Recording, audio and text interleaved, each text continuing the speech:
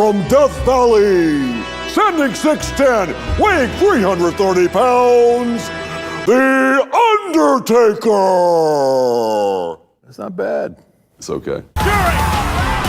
Look at The Undertaker! Oh! Damn! No! Better zero in on that. Tombstone! I'm with a man that needs no introduction, one of the most popular wrestlers of all time, top 2 or 3. I'm talking about the one and only Mark Calloway, known as The Undertaker. Mark, great to have you here, man. Thank you. Thank you. Yes. My pleasure. I love the Undertaker song. Boom.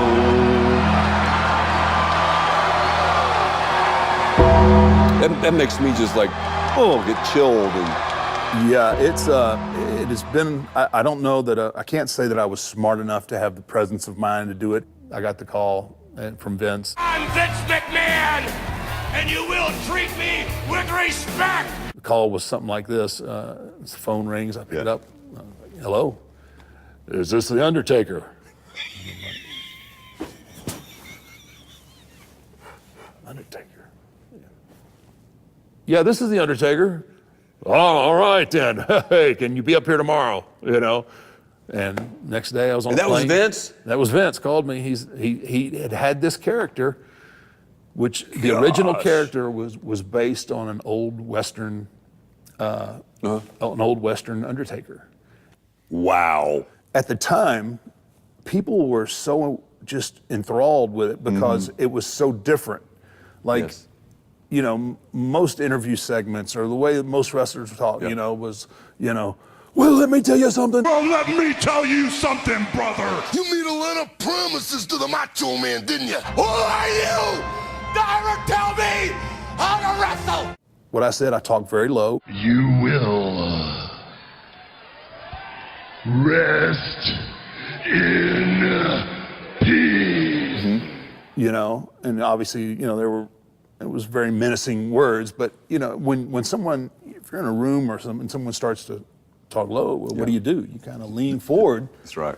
To put, you know, so I had their attention, and trying to keep the character relevant for this long, you know, you really have to keep your finger on the pulse of things, because if you don't, you know, what usually happens is before you realize that you're stale, your audience is already. That is good. You know, your audience has already moved on. How do you do that? Just because I know we'll have so many people watching, they're in business or they're in whatever. I mean, what would you say about keeping your finger on the pulse of things like that? Well, you just can't. I never, once I got to the WWE, and then, you know, I kind of started to realize that we had something special with that character. I was never satisfied. Like, I like it. You know, I was like, okay, we're here. Okay. And we're getting a great reaction, but what's next? You know, I'm always looking down the road, like, okay, I need something. I need to bring something new to the table, but I got to be true to, you know, what my fan base and what my audience, you know, they've accepted, and this is what they want. But you also have to keep it, you know, you have to figure out ways to keep it fresh, you know, so you're watching what everybody else is doing, and you're trying not to fall in, because that happens so often in our business. Somebody, you know, somebody will hit something, and then like everybody's trying to do the same thing. That's a great word. Yes. You know, and so, you know, I was fortunate in the sense that my character, you know, it wasn't that over the top, you know, high energy. My energy was high energy, but it was at a whole different. Yes, it was. You know, it is. And that's what separated me, you know. So I always had to keep an eye on, what's this guy doing? Like, you know, take, you know, Rock and Cena and Austin and you know, Triple H, Shawn Michaels. You know, those are those are the guys that are. Ric Flair, you know, you're watching all these guys and seeing what they're doing, and you're seeing what they're doing that works, and then you figure out, okay, all right, that's what they're doing. So what is the, you know, antagonist, you know, to what they're doing that works for me and is true to the character and what the fans, you know. That's so smart. Well, that is smart. Yeah. It's just, I mean, the business, and it is a business. I mean, and there's so many guys that are there and are hungry and are trying to climb up that ladder, you know, and so, you know, if you kind of sit back and like, yeah, check this out, you know, hey, I just sold out Madison Square Garden, you know, and you sit on that for a little bit, you know, there's somebody else that's climbing, like, okay, well, I'm gonna settle it out. I'm gonna settle it out 5 times in a row. You know what I mean? And that was great. That era, you know, I mean, everybody was clawing, everybody was fighting for the brass ring, you know, and you know that the 2000s, my goodness, that the Attitude Era was insane. I like the character Undertaker because it's all that energy and strength that's kind of contained, but you let it out at the right time. In spurts. Yep. I'm a firm believer in less is more, especially with my character. And when I talk to young guys, I love that. Yeah, they think, you know, so they think, okay, well I can do, and the athletes today they're off the chart. Yeah, they are. They're just ridiculous how athletically talented, you know, the men and women are, for that matter. But they rely, so wrestling and sports entertainment, it's not about the moves. It really isn't. Okay. It's being able to evoke emotion in one facet or another. You have to either make people love you, or you have to make them hate you. Either way, and it doesn't matter really which one. Yes. You know, I mean, certain people like to be hated, and other people like to be loved. But if you can't, you know, if you can't bring that emotion out of your audience, you're not going to have them for long. And a lot of times, what happens with these young guys is they're so athletic, they're so gifted, like, well, you know, they'll do some kind of double crazy backflip off the top rope, land on somebody on the floor, and then that's what the audience takes away from it. This guy does crazy stuff. Well, you can only see that so many times before you're like, I've seen that. Right. I need something new. Okay, well, that's a double backflip, you know, full gainer onto somebody. Now, how do I up that? And that's the position they sometimes back themselves into. Like, they have to keep upping the ante, and when you up the ante like that, then you increase your potential for you know, injuries and you know, catastrophic injuries at that. So characters, like, you know, I keep looking back, but like, you know, guys like The Rock and Cena, Flair, all those guys like that, you know, they had the ability to either make you love them or then make you hate them. And Cena is such an anomaly because you don't know one night to the next whether they're going to go ballistically crazy for him or they're going to boo him out of the building. He is probably the most polarizing guy that's come along in a long time because he just, you know, his fan base it's crazy. But what happens is he sells tickets. Yep. He works in front of full arenas. Same thing when Rock was there. You know, but that's the key. We tell stories. We use moves, the wrestling moves, to help tell the story. Yeah. But it boils down to the character and the you know, being able to bring that emotion out of your crowd, out of your audience, you know, and it's all about love or hate, you know, and it's you know, there's a lot of guys that it takes a while to figure that part out. Oh, yes. And then by the time they do, they're so beat up and injured and hurt, like, you know, it's like. I mean, it's complex. I mean, you got to really. Yeah, I mean, you can't, you know, I mean, a lot of, you know, we get a lot of people from different sports, you know, that maybe were football players or amateur wrestlers or, you know, and I think, oh, it's wrestling, I can do that. Yeah. You know, and what you end up finding out is like these guys come out and they don't look genuine. You know, they look out of place because what they're doing, they're trying to emulate or be like a wrestler they've watched on TV instead of being the wrestler that's on TV. And that's probably one. Say that again. That's a great. What they're trying to. Yeah. So like if somebody was, and I'll use The Rock for example. I mean, because he was really, you know, charismatic, guy. Yeah. So you get somebody out there like, oh, well, I mean, I've watched The Rock. Yeah. The Rock, I'm going to do it. So, you know, he comes, if you try to be something else, then, I mean, you have to make it yours. You got to own it. You know, if I'm trying to be The Rock, people are going to see right through that. That's right. You know, and it's like, oh, it's so, Yeah. you know, but if you can be the original individual, you know, that's the key to making people, you know, believe in you, and that's what you have to do. I mean, if you're a good guy, like we'll take Stone Cold for instance. Yes. He was anti-establishment. Yep. Everybody knew it, and man, he was the, you know, he was the guy. That's right. You know, he was going to, you know, tell the boss what he could do with it. Yeah. You know, and you believed it. 'Cause Yes. I mean, you're like, yeah, that's, you know, and it wasn't too far a stretch from, you know, who Steve really was. It was, no, I mean, Yeah. it was pumped up a little bit. I understand that. Yeah. It's pumped up a little bit, but, you know, you're not too far from, you know, for ones that are really successful, you're not too far off from the character. Like, I work with a lot of the young talent Yes. now. And so, and another guy, Shawn Michaels, he works with a lot of young talent. And it's funny, we can tell these guys, okay, well, you know, you try this, do this, and do this. And then I can come back and say, that, well, you know, do this, and do this. And now they're like, okay, wait a minute.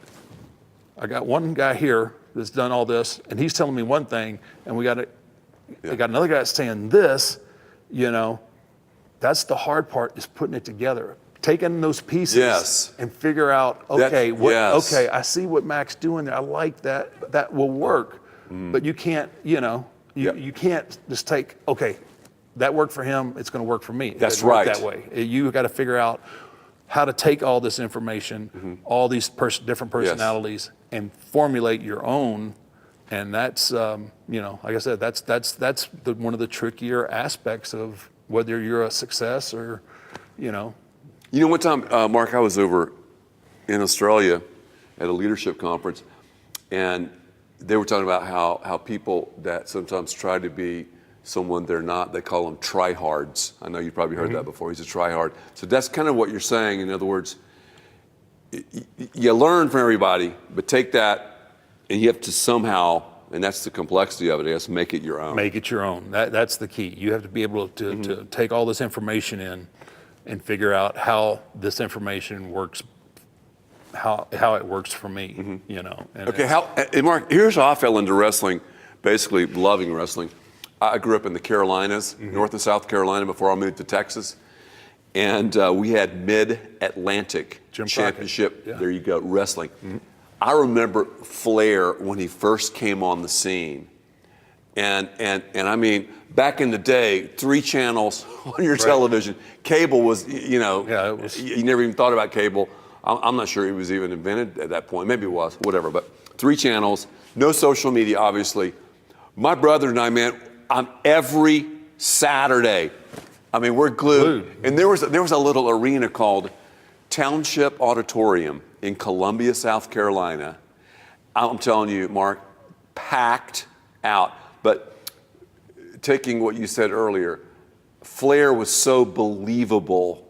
He like owned, and I don't know Ric Flair, but he owned the character so much. It was just, I mean, I remember locking in, you know, that jet fly, you know, whatever.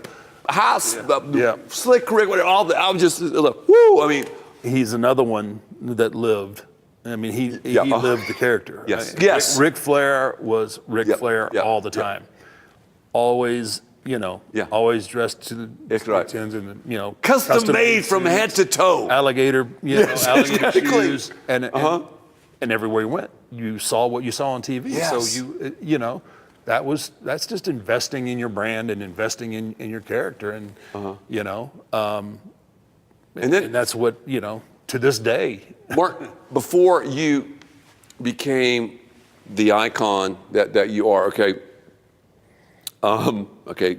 Mid-Atlantic Championship Wrestling, Then I went to school, as we said earlier, played basketball at Florida State. Well, then that's when I got into watching TBS, Gordon Soley.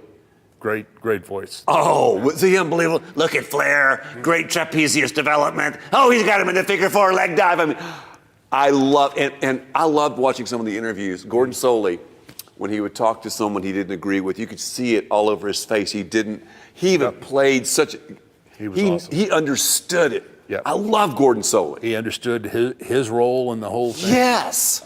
Jim Ross is another one Yep. that's like that. That's right. Michael Cole now, but Gordon Soley, I mean, I loved his voice. His voice was awesome. His face is a crimson mask. yes, his face, the crimson mask. Look at the Undertaker. I mean, this man 6'10". Oh, yeah. Yeah, he was awesome. And I mean, and that's such a vital part because, you have to have that voice to put it all together because when you're in the ring, I mean, you don't have the ability to, so you need that seasoned voice and that one that has the insight to, to tie all the loose ends together. And he was awesome. Mark, who's the strongest guy you've ever wrestled? You go like, this guy's strength is like ridiculous. I mean, it might be someone we've never heard of, or Oh, man, there's been a lot. or several of them that are just like, this guy's a freak, man.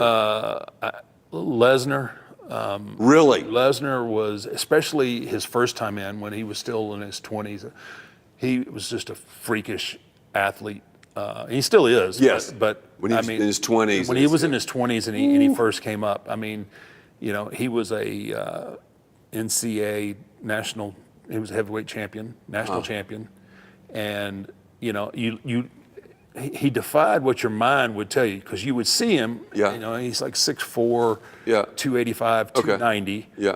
And you think there's no way that a human being that size can move as fast.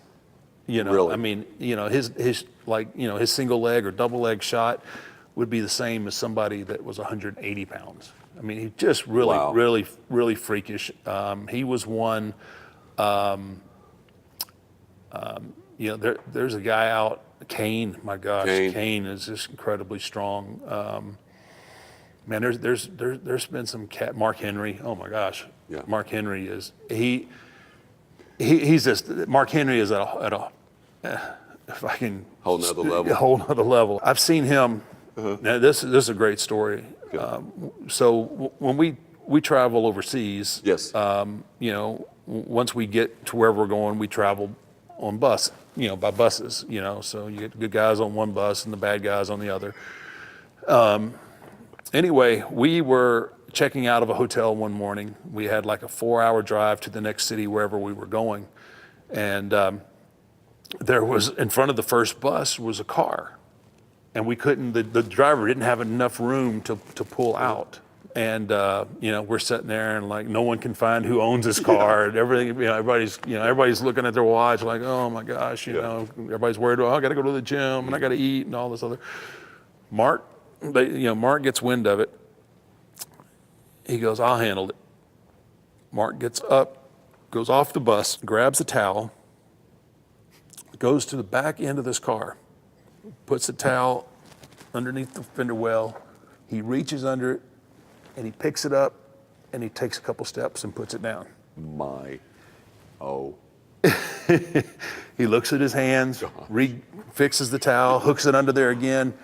He picks it up, walked it a couple more steps until we had enough angle that the bus could pull out. I was like, what do you do with that? I've seen him take, we were in Japan once and I seen him take a nice piece of silver. It was like a spoon you'd stir your coffee with. So it's a spoon about like that, nice, thick silver.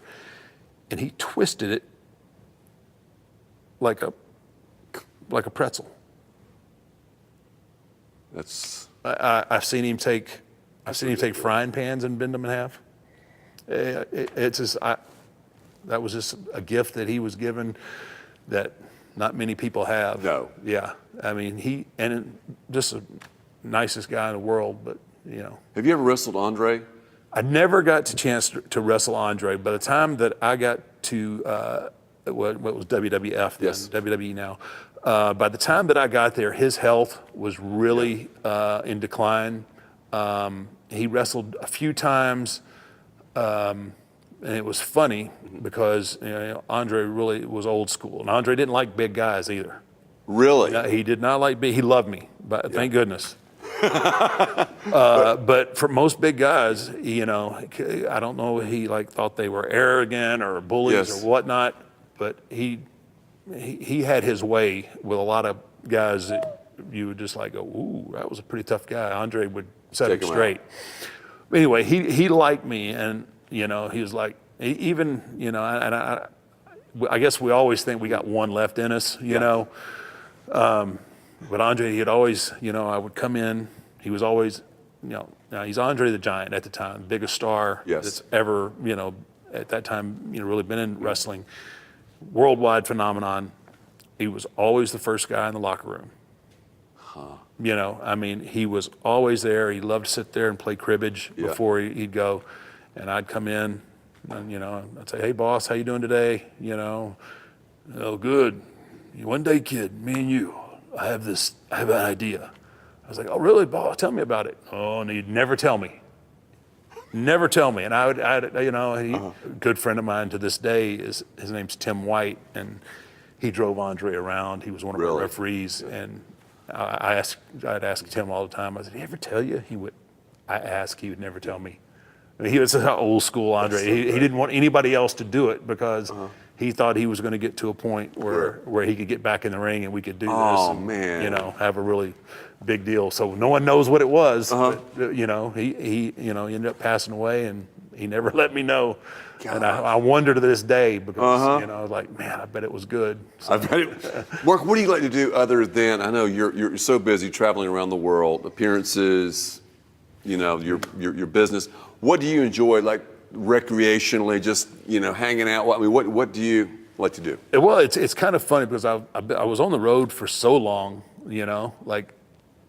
it's all I did. When I was home, I rested. So now that I have a little more time, I like to hunt. I like to fish.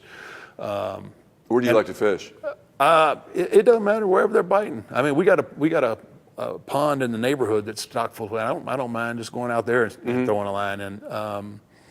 I love fishing. It's my favorite. I love to fish. That's why I ask. That's one of my fondest memories as a kid. My dad, he'd take us down to Matagorda Bay or a couple places and go wade fishing back in the day. And isn't that fun? It was so much fun, and those are some of my fondest memories with my dad because he was one that really didn't take a lot of vacations.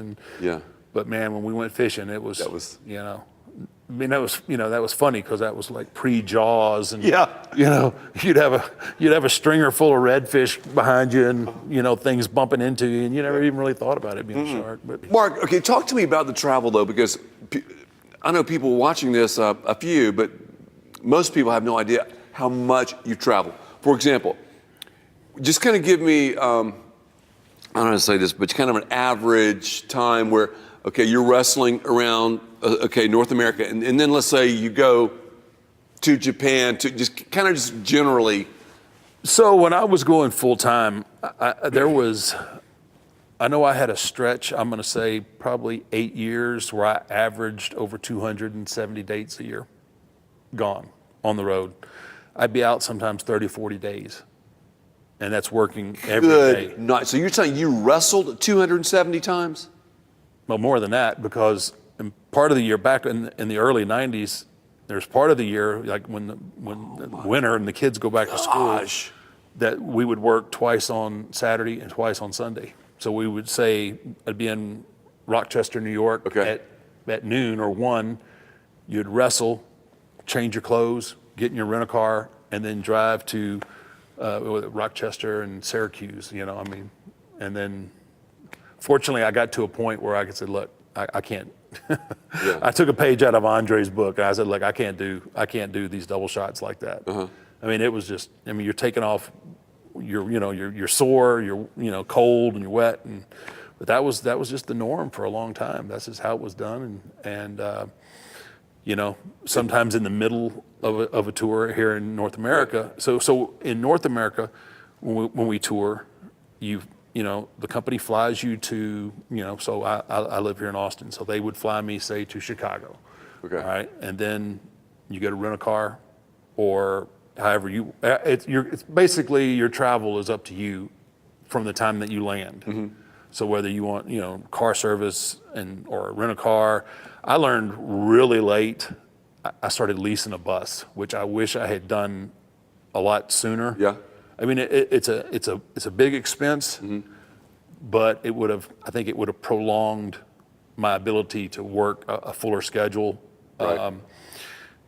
Just because, most people don't realize, you day after day after day. So, you get out of an arena at 12:30 at night sometimes, and you've got to put in 200-300 miles to go to the next town, So by the time at 3 o'clock in the morning or 4 in the morning, you're pulling up to a hotel. And there were several occasions, especially there at the end when I was working all the time, you'd sit there, you'd open the door, and then you'd have to start thinking like, okay, all right, let me get this leg out first, because your body just kind of there's nowhere to stop because everything's closed. Right. So you eat like a convenience store meal, however, whatever that means. And then, you've pretty much set in this position, for 4 hours, and then you have to get up and then you go check into your hotel, go to sleep. Now, if you want to get up in the morning and work out or do whatever you have to do, you got to make time for that, and you got to make time to eat, and you got to get to the arena at a certain time. God, that's brutal. It is. I think it's a lot more than what most people really think. I know for a long period of time, people just thought, well, you just do TV shows and that's it. They had no earthly clue about all the live non-televised events that they do. But when you reach your status, one of the best of all time and all that, the latter years, would the company fly you privately places a lot, or would you still have to do? There are a few occasions. It just depends on where, just the logistics of it. But normally, normally fly me commercial, and and then usually they'll do a car service or something for me at this point. So okay, let's say we take a trip commercially, you and me. I bet it's uncanny how many people recognize you, isn't it? It's kind of hard to hide. I was going to say, man. It really is. And how do you? And I was going to, but I wanted, one of my next questions was, how do you handle that? But let me just tell. I bet you have some great stories about that. It's hard to hide. Yeah, it really is. It's 6'9", tough. And then whatever, sleeves. 290.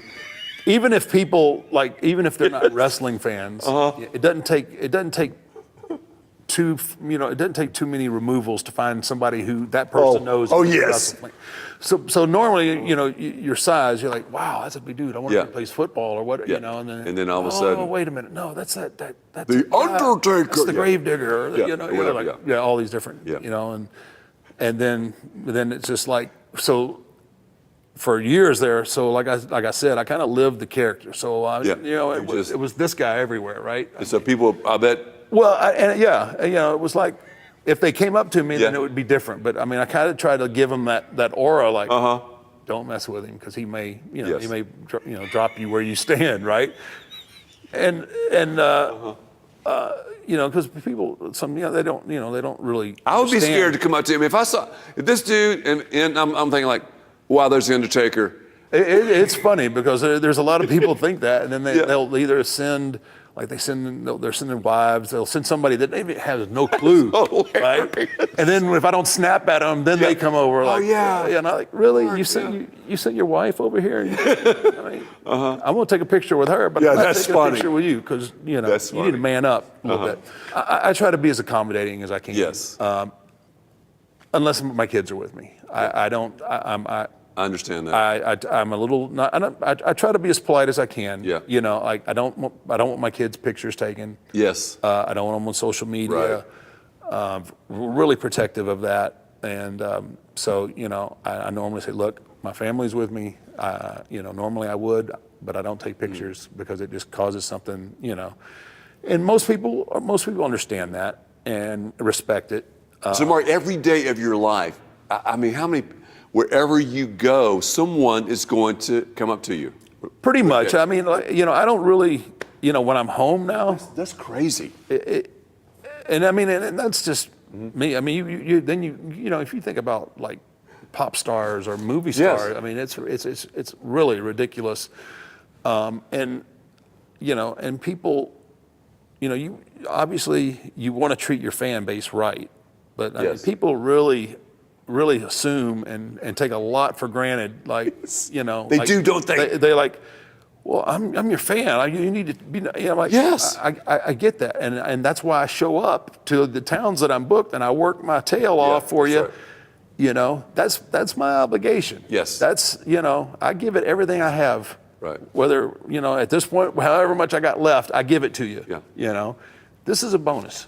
You know what? You were lucky enough to come across me, and I'm gonna I'll sign it Yes. if just give me a little bit of respect. I hate using that word. Hate. No. I hate that's twice. That's okay. But people that'll do the old take the camera out and try to do the old sneak peek, right? Yeah. Like the guys they're afraid to come up to you, yeah, so they they'll are. try to Yeah. video you, and then somebody else that has will come up to me and say, hey, can I have autograph? Well, absolutely. And then the person that was trying to be sneaky, like, oh, he's okay.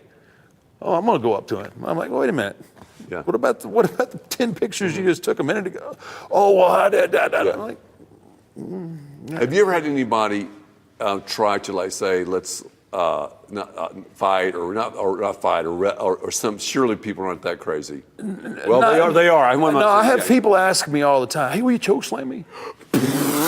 Like, I'm saying, you really don't want me to do that. No, I don't know. I said, We it's a don't. nice No. flight, but the landings are rough. I'm just saying, it is I like that. A nice flight. bad landing.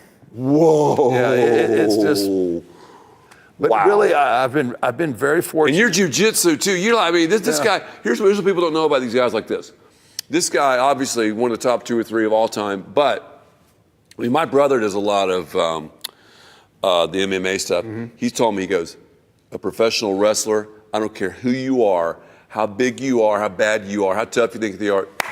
5 seconds, done. And a guy like him, I would never do it. You put your hand on him, game over. Yeah. No, it is. I'm it's- just going to tell that for you because I know you got the body, the way you know how to move your body, the strength. Done. Yeah, it's. He knows. I'm He's like going. Yeah, that's true. Don't. So no, yeah. Please don't test that. Tell me about your life of faith. How did you become like a Christ follower? Tell me just a little bit about that. I always believed in God. I just didn't really understand what it was having a relationship with God. Yes. And I have to give a lot of credit to my wife. That's great. Great story. Yeah, she.